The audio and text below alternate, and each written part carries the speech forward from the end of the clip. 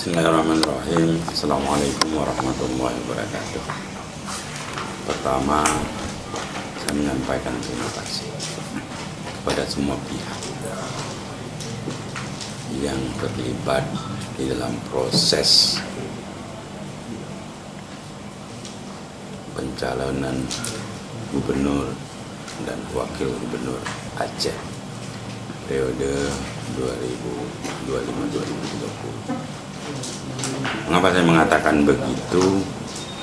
Tadi ada dinamika sambil ketua tim pemenangan mengatakan ada dinamika. Itu adalah sebuah proses. Tapi akhirnya semua baik. Semua dinyatakan memenuhi syarat karena kami sudah menyiapkan diri semua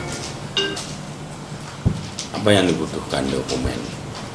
Kemarin ada perbedaan pandang mungkin di dalam Kanun 12 dengan Kanun 7 2020. Saya pikir kepada seluruh pihak, terutama para relawan, yuk kita bersyukur atas keputusan yang terbaik mungkin bagi kita semua, bagi rakyat Aceh.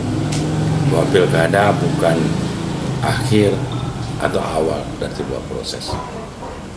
Yang kita butuhkan demokrasi di Aceh itu bisa berjalan lancar, damai, dan aman. Itu harapan saya.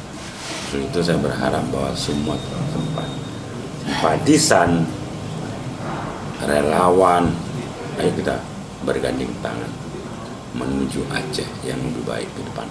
Begitu, terima kasih.